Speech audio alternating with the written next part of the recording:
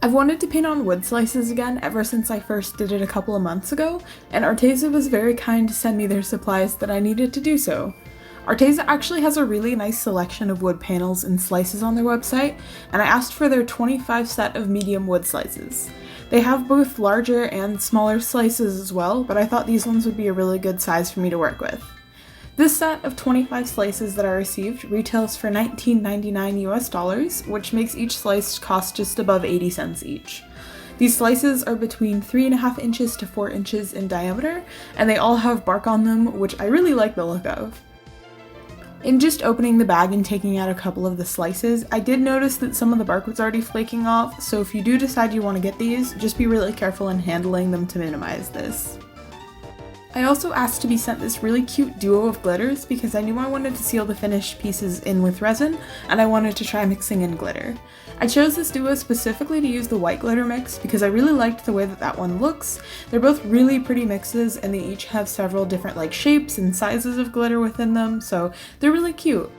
This duo of glitters does cost $9.99 on Arteza's website, which makes them roughly $5 each, so these little pots of glitter are pretty pricey.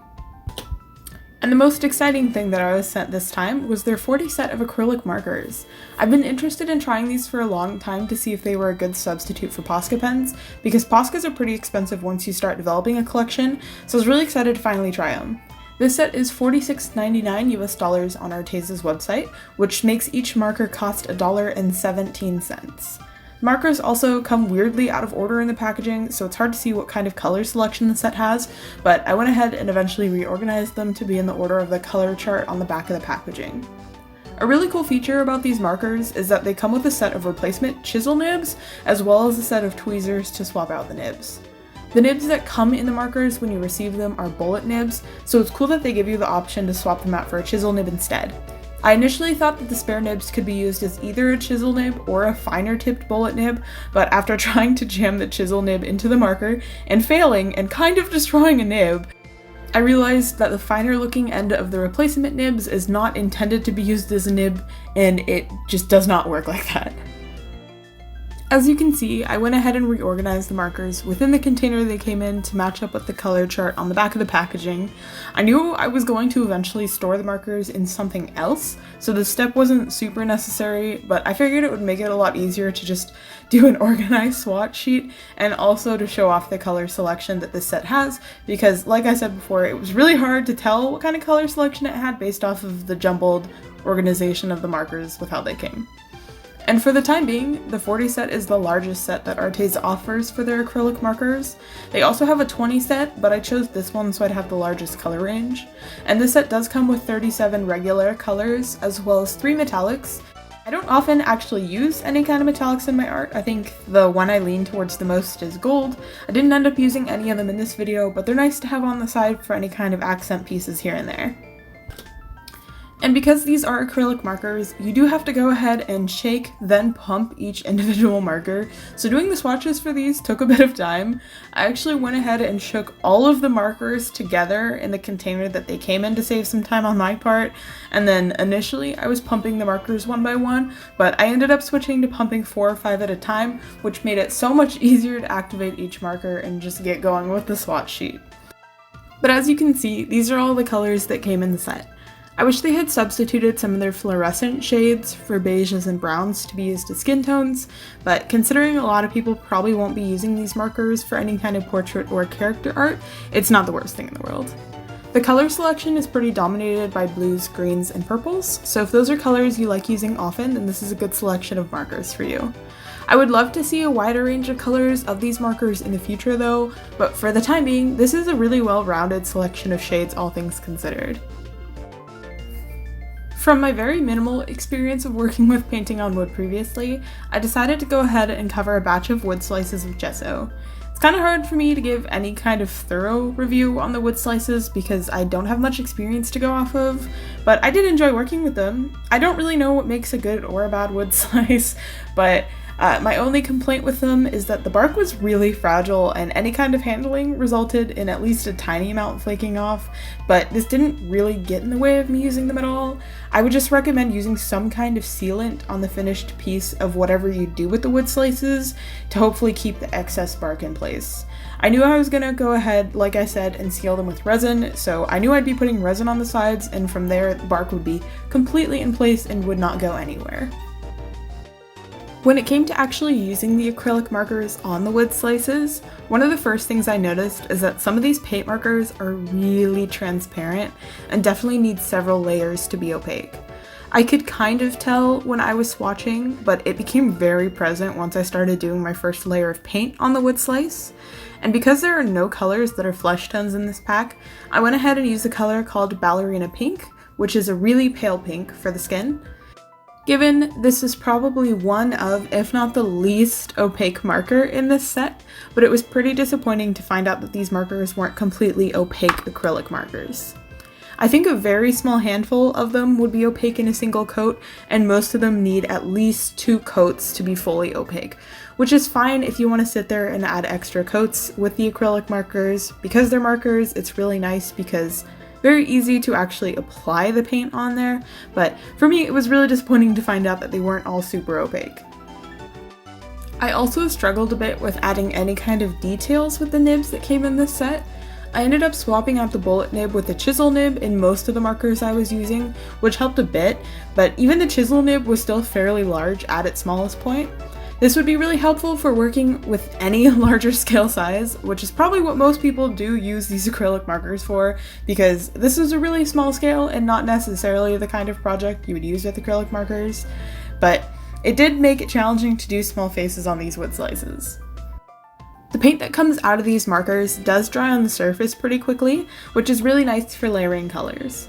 You are also able to blend the colors together pretty well while the paint is still wet, but I didn't play around with this too much because I was just trying to get even layers of color.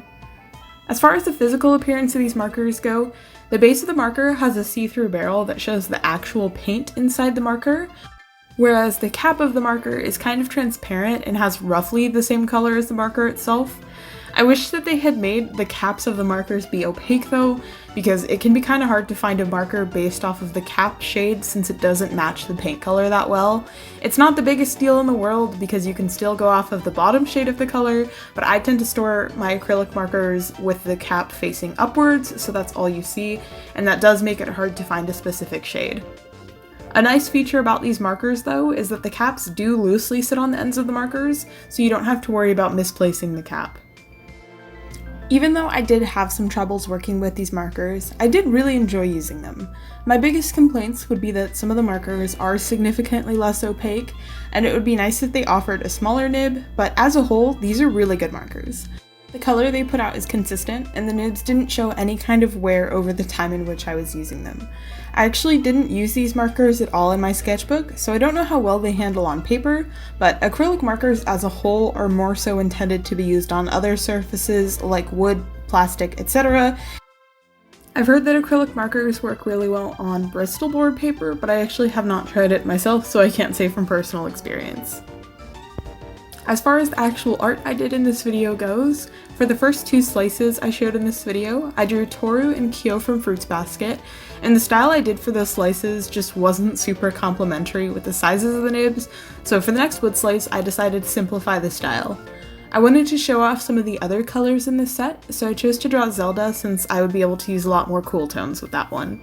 And this is actually my favorite wood slice of the bunch. I kind of wish I had done a matching Link to go alongside her since I think they would have been really cute together, but I just wanted to keep it simple and only do a couple for this video. I was also kind of trying to rush the actual painting process once I got to this point because I was really excited to work with resin again. In my last wood slice video, a lot of people recommended UV resin to me versus your standard resin because it's a lot easier to work with, and if you're unfamiliar with the difference, standard resin is normally a 2-part mixture that you mix yourself, and then it takes about 24 hours to cure. In my very minimal experience of working with resin, I haven't had any major issues come up, but there's a lot of things that can go wrong with standard resin, like undermixing, unequal parts of A and B, which just leads to bad things happening. But UV resin, on the other hand, is resin that cures under UV light, so you can pretty much just pour it out and leave it either in direct sunlight or under a UV lamp, and then it cures. I've never had this kind of resin beforehand, but I had seen a lot of mixed reviews on different kinds where they don't cure fully and they're sticky, which was a very scary concept, so it took me a while to finally try it out. But UV resin is so much easier than standard resin. It's still pretty expensive, so I'd never recommend it for larger scale crafts, but it does save a lot of time and energy compared to standard resin. I just picked up one off of Amazon, and thankfully I haven't had any issues with it curing weird yet. That being said, I actually made a good amount of mistakes in covering my wood slices with resin, so none of them actually turned out how I wanted them to, sadly. It didn't go horribly wrong, but I made a few mistakes along the way, and I'm still not super familiar with UV resin. I've probably used it on like 4 other occasions for very small crafts, so it was kind of a learning experience, but basically, this is first and foremost very poorly recorded, so I'm sorry about that. But also, definitely don't do what I do when it comes to working with resin. I got this stuff all over my hands, which you're probably not supposed to do, and it dripped on my table. It was just kind of a mess. Basically, a method that I do recommend is pouring it on and spreading it around with a toothpick. That worked very well. Later on, I tried using a cheap paintbrush I had, and it actually retained the brush strokes. So when the resin cured, it was super textured and not smooth because it had brush strokes in it, and it looked really bad. I basically, what I did was I did a first layer of resin in which I mixed glitter in, and then my second layer of resin was intended to do a final seal coat where it smoothed out everything because you still could kind of feel like a little bit of texture from the actual glitter itself. And then every now and then I was just doing more coats, and the more I did, the worse it got. It was kind of a pain in the butt. Definitely not the best decision on my part, but they ended up getting covered in resin, which is nice. Like I mentioned before, the Zelda wood slice was my favorite one, but I think I put way too much glitter on there and that kind of took away from it. I still like how it looks, but I think I would have liked it more if it had way less glitter, but what's done is done. As a whole, I really do like how these turned out. Definitely not the best resin job on my part, but they still look really pretty and shiny, and I'm glad I made them. I'll also have links in the description box below for all of the products I received from Arteza in case you guys are interested in purchasing them for yourself. But thank you guys so much for watching, and I will see you in the next one.